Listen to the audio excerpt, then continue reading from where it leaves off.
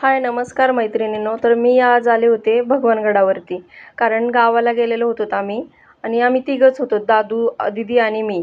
तर आम्ही आहे ना भगवानगडावर यायचा काही चान्सच नव्हताच, कारण आम्हाला आणणारं कोण नव्हतं.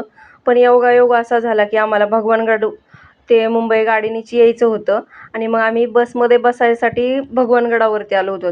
आणि सकाळचे 7 वाजले होते, 7:30 जास्तीत जास्त, आणि गाडी होती तिथून 8 वाजता. तर आम्ही आलोत ना, मग 7 वाजता पोहोचलो असून त्यामुळे आम्ही दर्शन वगैरे करायचे ठरवले, कारण टाईम होता.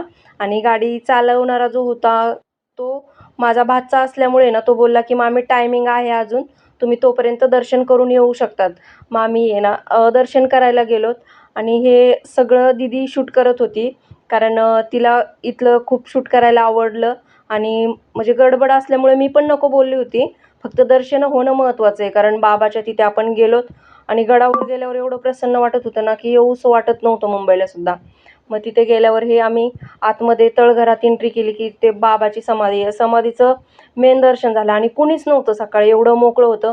एवढं मोकळं कधीच दर्शन होत नाही. किती तुम्ही आडवारी जा किंवा कधीही गडावरती जा. पण एवढा सकाळी सकाळीचा टायमिंग असल्यामुळे ना खूप छान असं आम्ही तिघेच होतो. पाठीमागे पुढे कोणीच नव्हतं. बाबाचं दर्शन घेतलं. तिथून साईडला गेल्यावरती ना बाबांचे जे गुरु होते भिवशिंग बाबा, त्यांची समाधी आहे. आणि तिथलं तर जुनं बांधकाम आहे, अजूनपर्यंत ते आहे तसंच.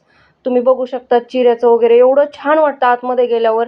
गरमीत सुद्धा, उन्हाळ्यात सुद्धा तुम्ही जरी गेलात ना, तर AC लावल्यासारखं तिथे एवढं थंड असतं. तिथे सुद्धा बाबांच्या समाधीवरती डोके टेकून आम्ही तिघांनी पण दर्शनं घेतले. बाहेर आलो आणि आमची कॅमेरामॅन दीदी असल्यामुळे तिने स्वतःकडे थोडासा कॅमेरा फिरवला.